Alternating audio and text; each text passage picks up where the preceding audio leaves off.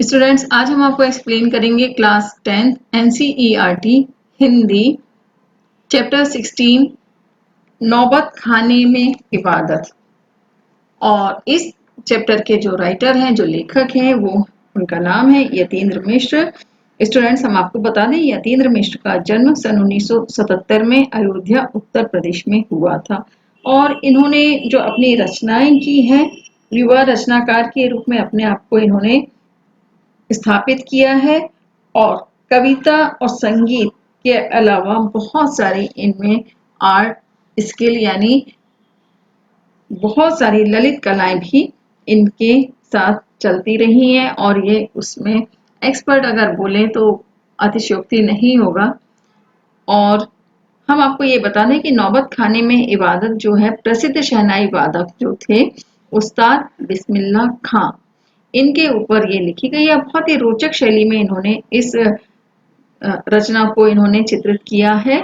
और यतीन्द्र मिश्र ने बिस्मिल्लाह खां का परिचय तो इस चैप्टर के माध्यम से दिया है। साथ ही उनकी जो रुचियां थी, उनके अंतर्मन में क्या क्या चलता था, वो क्या सोचते थे, उनके विचार, उनकी अभिव्यक्तियां क्या थी, और संगीत की साधना और लगन को बहुत ही संवेदनशील भाषा में इन्होंने व्यक्त किया है।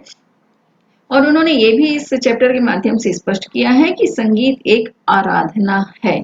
और ये भी सच है कि कोई भी काम जब करते हैं तो अगर वो साधना के रूप में, आराधना के रूप में अगर उसको किया जाए तभी उसमें सफलता मिलती है। इस बात को इन्होंने बिस्मिल्लाह खान जी के साथ बहुत ही अच्छी तरह से स्पष्ट किया है। और इनका जो शास्त्र है, शास्त्र से परिचय बहुत ही ज्यादा आवश्यक है, लेकिन परिचय नहीं, केवल उसका अभ्यास यानी उसकी प्रैक्टिस भी बहुत ज्यादा जरूरी होती है।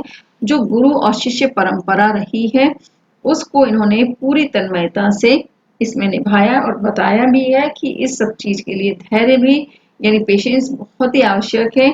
और विचार मंथन यानी सेल्फ एनालिसिस बहुत ही ज्यादा आवश्यक है।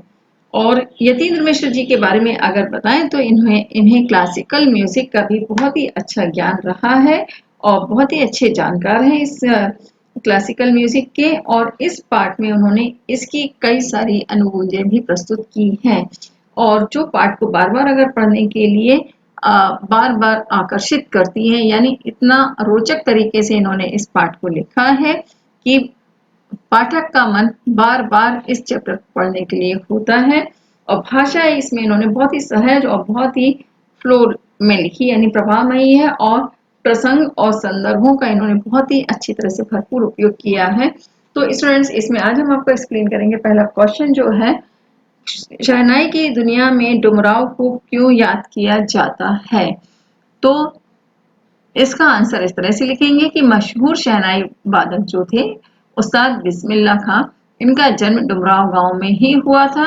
और शहनाई बजाने के लिए जिस रीड का प्रयोग होता है, स्टूडेंट्स, रीड वो जो होती है, जिस तरह से किसी भी इंस्ट्रूमेंट को बजाने के लिए उसमें अंदर जो टेक्नोलॉजी यूज की जाती है उसमें अलग अलग तरह की टेक्नोलॉजी होती है। तो शहनाई में म्यूजिक को फ्लो करने के लिए, उसमें बजाने के लिए रीड का प्रयोग किया जाता है। तो वह रीड जो है नरकट नामक घास से बनाई जाती है और जो डुमराव में मुख्य रूप से सोन नदी के किनारे पाई जाती है।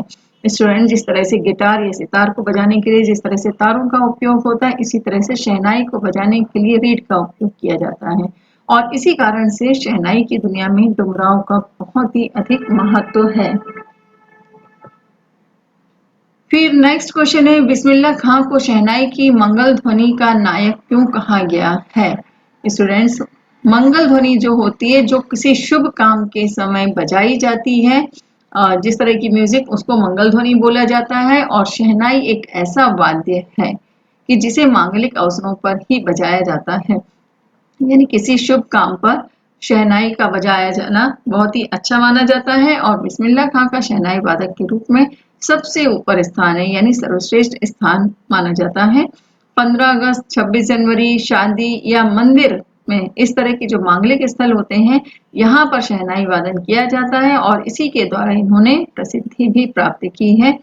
क्योंकि 15 अगस्त और 26 जनवरी को जब कार्यक्रम होते थे, तो अभी भी होते हैं, लेकिन अब थोड़ा सा उसमें कार्यक्रम को आयोजित करने का तरीका थोड़ा सा बदल गया है, लेकिन प्रारंभ में जब बजाए जाते थे इसमें जो म्यूजिक जो संगीत उसमें शहनाई वादन जरूर किया जाता था।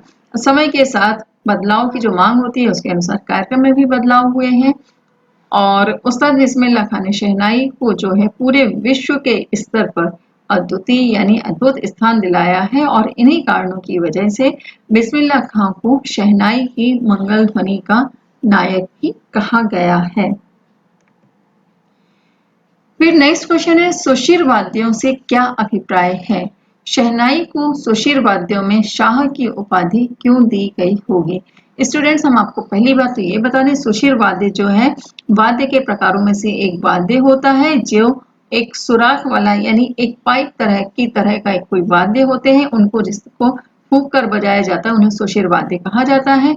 तो इसमें हमने जैसे आपको पहले ही बता दिया है कि इस चैप्टर में यतीन्द्र मिश्र चूंकि क्लासिकल म्यूजिक के बहुत अच्छे जानकार हैं तो उन्होंने बहुत ही गहराई से इस चैप्टर को लिखा है और उसी के अनुसार इसके जो क्वेश्चंस हैं वो भी दिया गया है। तो सुशिर वाद्य का जो अभिप्राय है, सुराख वाले यानी जो पाइप वाले जो वाद्य होते हैं, जो इंस्ट्रूमेंट्स होते हैं और जिनको मुंह में रखकर और फूंक करके बजाया जाता है, उसमें उसकी धुनें निकाली जाती हैं। तो इसी तरह का शहनाई भी अन्य सभी सुशिर वाद्यों में सर्वश्रेष्ठ माना जाता है और इसीलिए उसे शाहे नए यानी ऐसे सुशिर वाद्यों का शाह कहा जाता है।